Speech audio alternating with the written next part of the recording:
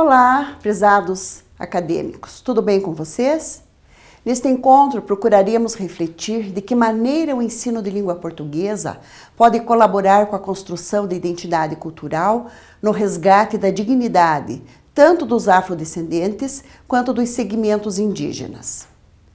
Vale lembrar que somente com o estabelecimento da Lei 10.639 de 2003, que teve sua origem na Lei de Diretrizes e Bases da Educação Nacional, que é a LDB 9394/96, que se teve a preocupação de uma prática pedagógica em cujo currículo escolar fosse incorporada a luta dos negros no Brasil. Esta luta também é sua contribuição nas áreas social, econômica e política. 5 anos depois desta lei, a Lei 11.645 de 2008, que inclui o segmento indígena como também merecedor de ser contemplado. Assim, a luta dos negros e dos povos indígenas no Brasil e a contribuição do negro e do índio na formação da sociedade nacional tornaram-se conteúdos obrigatórios nas instituições de ensino brasileiras. Tal abordagem não determina a existência de uma disciplina específica, mas sim que todas devem assumir o compromisso de incorporar ao currículo a cultura e a história dos afrodescendentes e indígenas na abordagem da produção de conhecimentos e formação de atitudes e valores capazes de educar cidadãos conscientes de seu pertencimento étnico-racial. As leis 10.639 de 2003 e a Lei 11.645 de 2008 foram elaboradas para tentar amenizar no ensino os preconceitos e ideias estereotipadas para com os indígenas e afrodescendentes. Com a Lei 11.645 de 2008, as escolas terão de introduzir em seus currículos os conhecimentos, saberes, modos de vida e organização social dos povos africanos e indígenas, a partir da percepção de que a escola é um dos principais espaços para refletir, ensinar e aprender sobre a diversidade étnico-cultural. Acadêmicos, afirmei que as leis 10.639 e 11.645 foram elaboradas no sentido de tentar amenizar no ensino os preconceitos e as ideias estereotipadas para com os indígenas e afrodescendentes. Eu falei amenizar porque a escola ainda é reprodutora, em grande medida, de uma perspectiva burguesa com todos os seus valores inerentes. Mas ela também pode vir a ser transformadora, visto que pode promover uma apropriação crítica desses mesmos conhecimentos burgueses, tendo em vista a melhoria da qualidade de compreensão da realidade marcada pelas contradições de uma sociedade dividida entre classes antagônicas. Neste horizonte, torna-se urgente trazer para o âmbito da educação escolar a discussão sobre a história e a cultura daqueles que foram excluídos. É importante que os filhos dos trabalhadores percebam que não é só o vencedor que faz a história, mas que outros segmentos, independente de suas origens étnicas, possuem história e que é preciso conhecê-la. Foram 400 anos de escravidão. No senso comum, a visão é que negros e índios não têm condições intelectuais e criativas para fazer o país crescer. O racismo é presente, mas não é assumido. O tempo todo precisamos justificar que é necessária a abordagem de questões étnico-raciais nas escolas. Hoje, as escolas trabalham com essa temática de forma pontual. Porém, espera-se que não haja simplesmente o cumprimento da obrigatoriedade da Lei 11.645, mas o desejo de promover a valorização de todas as etnias no contexto escolar e na sociedade. Acadêmicos, pensar a articulação entre educação, cidadania e ética representa ainda um desafio diante da vigência da Lei 11.645, de 2008, que prevê a obrigatoriedade da temática História e Cultura Afro-Brasileira e Indígena nas escolas.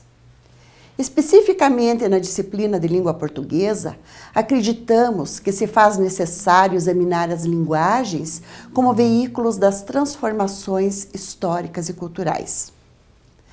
Com relação aos temas afro-brasileiras e africanos e indígenas, as diretrizes curriculares nacionais especificam que a educação das relações étnico-raciais se desenvolverão no cotidiano das escolas, nos diferentes níveis e modalidades de ensino, como conteúdo de disciplinas, particularmente educação artística, literatura e história do Brasil, sem detrimento das demais em atividades curriculares ou não. Tarefas em sala de aula, nos laboratórios de ciências e de informática, no uso da sala de leitura, biblioteca, brinquedoteca, espaços de entretenimento, quadra de esportes e tantos outros espaços escolares. Nas linhas dos parâmetros curriculares nacionais, fica exposto que o ensino deve conduzir o estudante a perceber-se participante no processo histórico no qual está inserido. Essa percepção identitária estende-se ao grupo socioeconômico e cultural ao qual o estudante vincula-se. Nos parâmetros curriculares nacionais, a questão da identidade mostra-se primordial na construção do conhecimento. Eles propõem que o ensino de língua portuguesa trabalhe com a leitura e a escrita, a fim de tornar o aluno apto a se desenvolver enquanto leitor, dominando a produção das diversas modalidades de textos acadêmico. É com o trabalho de leitura que os objetivos da Lei 11.645 poderão ser desenvolvidos no ensino da língua, como possibilidade de fomentar o pensamento crítico acerca das diversas realidades.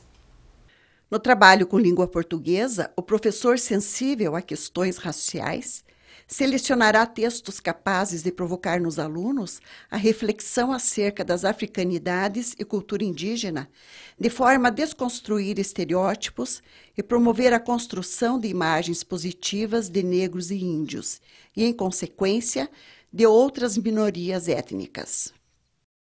Alunos e alunas, depois de conhecermos um pouco da Lei 11.645, vamos pensar como nós, professores de língua portuguesa, poderíamos, em nossa prática pedagógica, abordar a temática das questões étnico-raciais?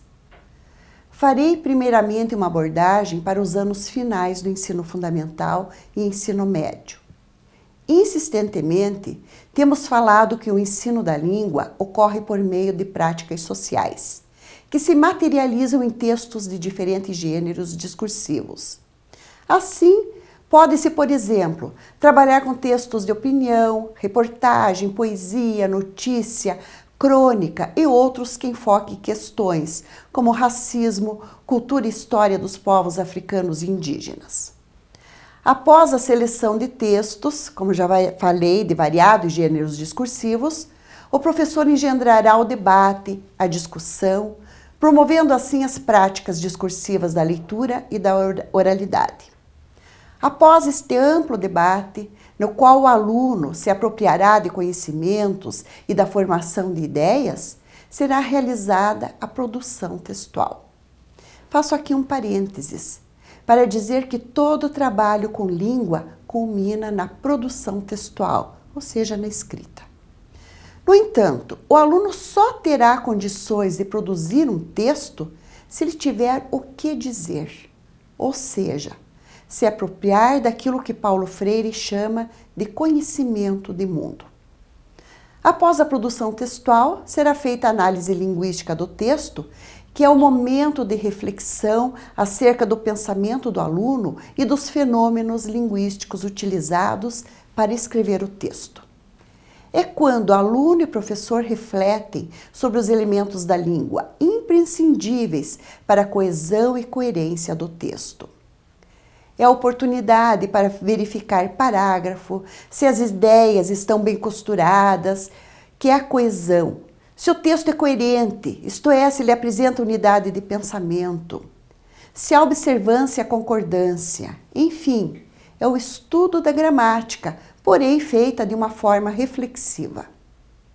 Por meio da fruição poética e em prosa de autores africanos, brasileiros e indígenas, os alunos se aproximarão dos elementos das visões destes grupos, bem como o contato com literaturas pouco divulgadas, como instrumentos de marcas étnicas, como, por exemplo, letras de música, estudo de autores africanos, brasileiros e indígenas, inclusive contemporâneos, que refletem sobre as suas identidades.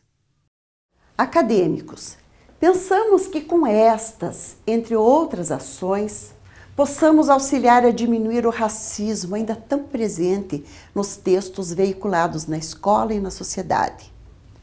O ensino da língua aplicado à Lei 11.645 irá ao encontro das expectativas de uma formação com fortes laços em uma identidade brasileira, manifestada pela tradição oral, a partir das manifestações folclóricas e dos falares indígenas e africanos, bem como através dos diferentes níveis socioculturais de linguagem.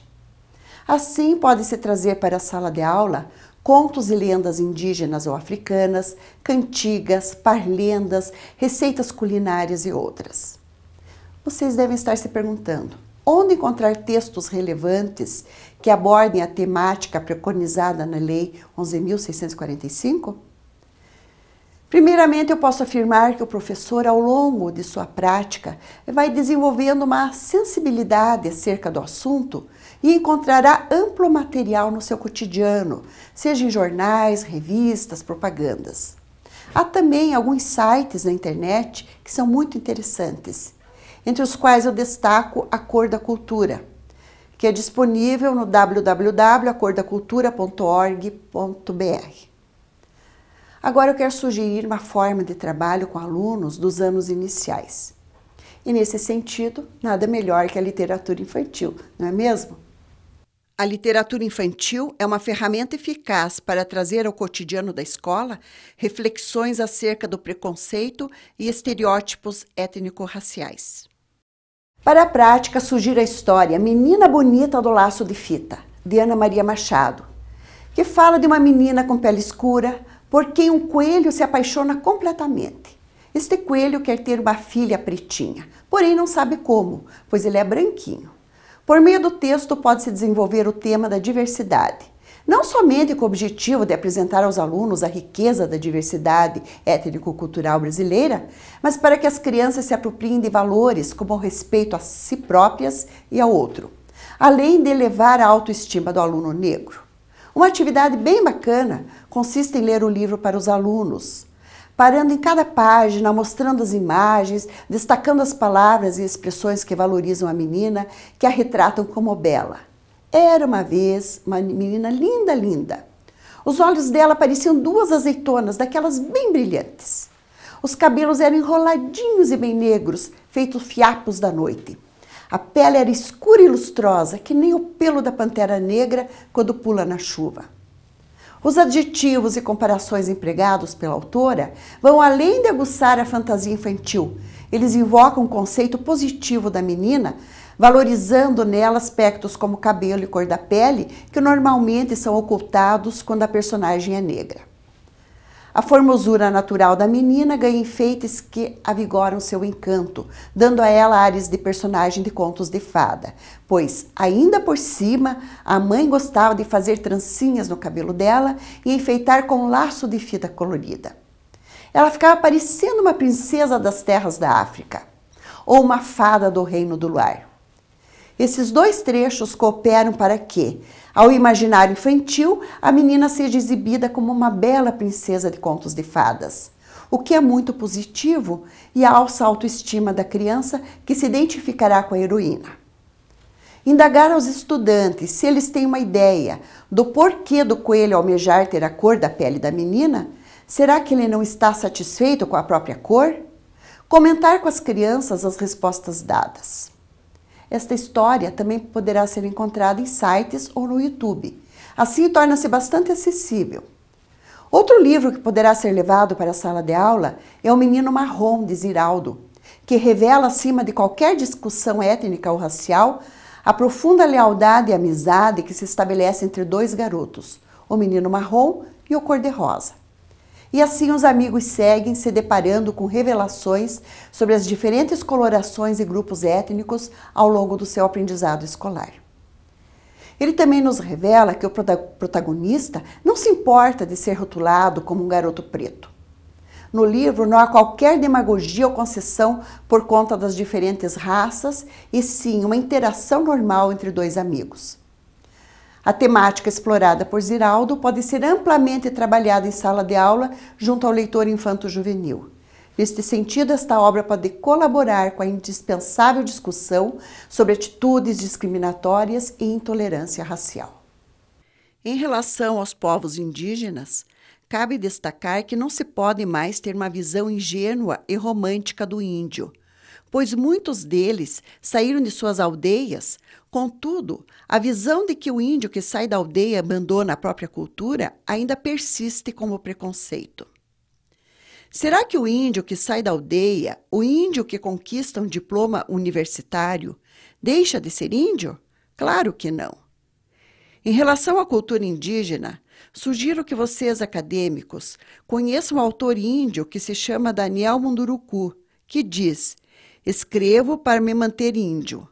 Autor de 42 livros voltados para o público jovem e infantil, graduado em filosofia, doutor em educação e pós-doutorando em literatura. Acadêmicos, poderíamos dar muitos exemplos de materiais e possibilidades de trabalho com a Lei 11.645, mas eu acredito que com sensibilidade e desprovidos de preconceitos, desmistificando a ideia de que o Brasil vive uma democracia racial, um trabalho efetivo de língua portuguesa poderá ser realizado. Para tanto, o professor poderá utilizar-se de poesias, contos, crônicas. Trabalhar em sala de aula a dramatização, o debate, o desenho, a contação de histórias. Enfim, práticas discursivas de oralidade, leitura e escrita. A Lei 11.645, de 2008, que institui a obrigatoriedade do ensino de história e cultura afro-brasileira, africana e indígena nas escolas, é resultado de inúmeros avanços e esclarecimento por parte de órgãos públicos. Mas é, sobretudo, conquista dos negros e indígenas do Brasil. É a promessa de fim ao silenciamento sobre nossos diferentes povos e de um novo capítulo para a educação brasileira, em que sejam elencados outros atores, outros sujeitos históricos que não os heróis clássicos. Negar o racismo é negar a violência e usurpações sofridas pelos afrodescendentes e indígenas.